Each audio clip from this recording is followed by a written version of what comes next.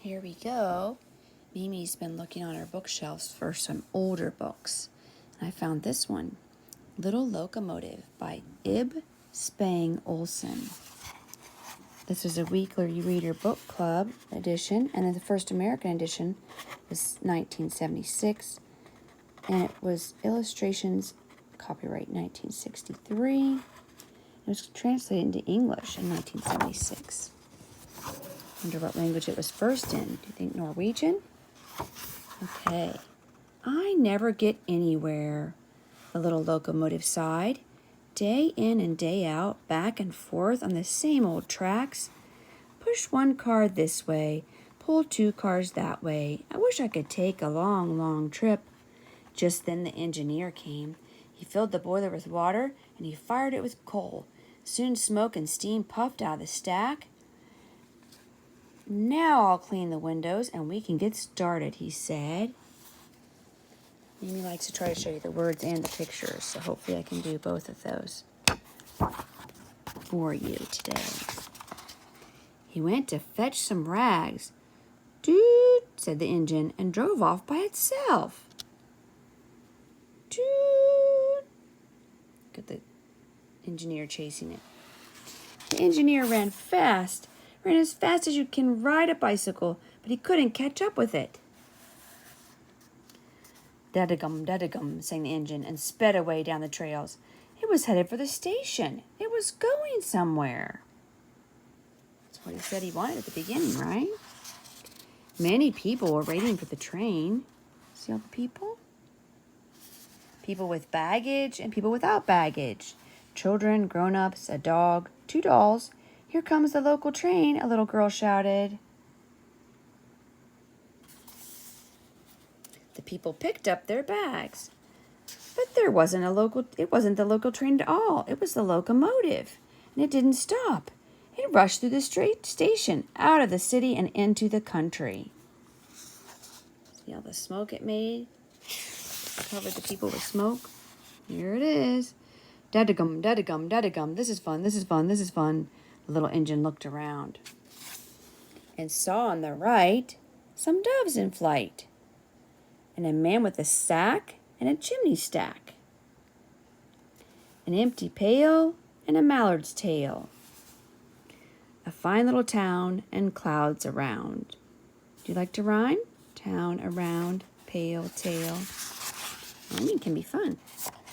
A boy against an electric fence. Uh-oh.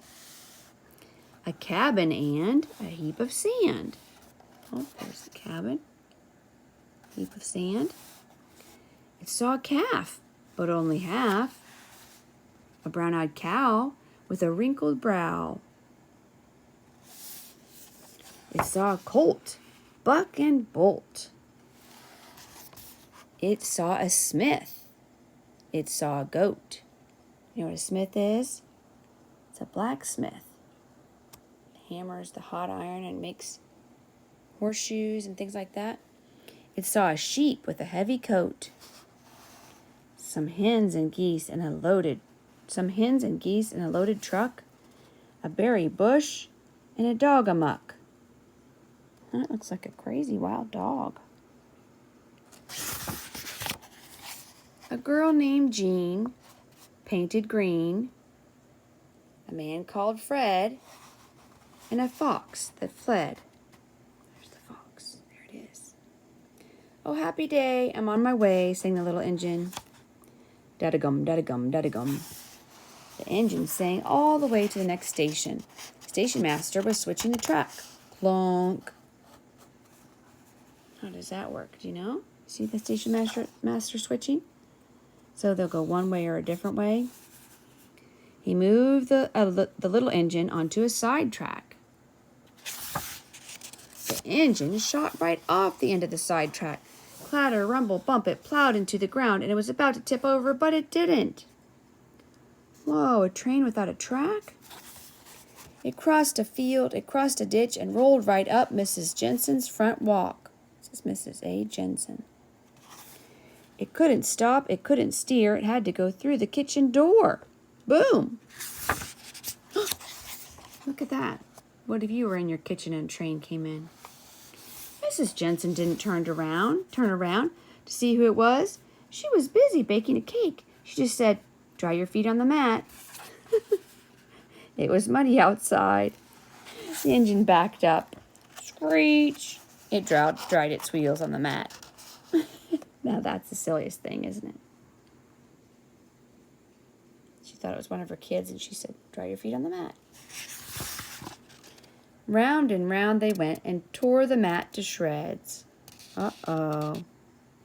Engine's wheels tore the mat up. She's busy baking her cake. Now she realized that made Mrs. Jensen turn around. "Oh no," she screamed. That scared the engine. It chugged right out the other door without saying goodbye. Choo! It ran into the clothesline and picked up Mrs. Jensen's laundry, poles, line, clothes, and all. Swoop! It picked up a pine tree, too. See the pine tree? There it is. Splash! It ran through a pond and everything got wet. Nearby, 2 men were working in a field.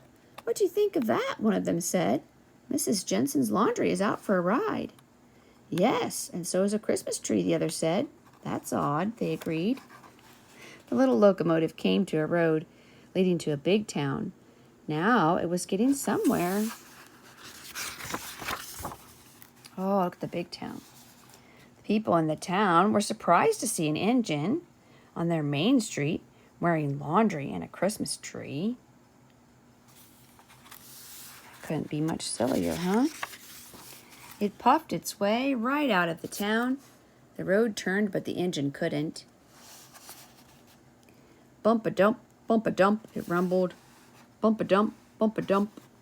Across a field and onto a new track. It was speeding right along. At least it finally got back on a train track, huh? "Dadagum, dadagum, dadagum," the engine hummed. Suddenly it got dark. "This is no fun," thought the engine. "I can't see anything." What happened to it, kids? Went in a tunnel, didn't it?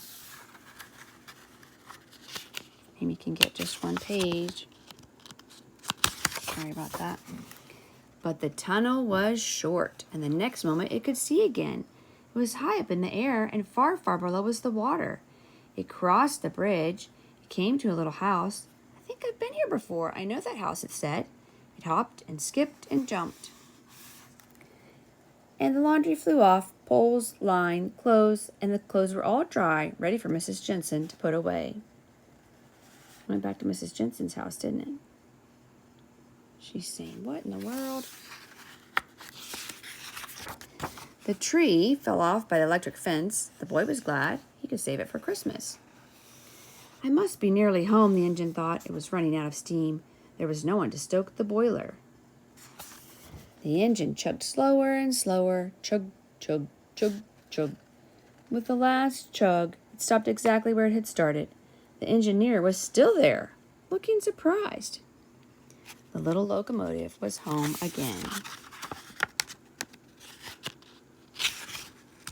Home. The railroad company fixed Mrs. Jensen's doors and gave her a new doormat to keep her happy. Now the little locomotive spends its days and even nights chugging back and forth in the railroad yards. And whenever it rains, it thinks about the time it dried its wheels on Mrs. Jensen's doormat. That's a funny story. Thank you for joining me for a rather old book from Weekly Reader Children's Book Club. That's been some time ago, hasn't it? Some great illustrations.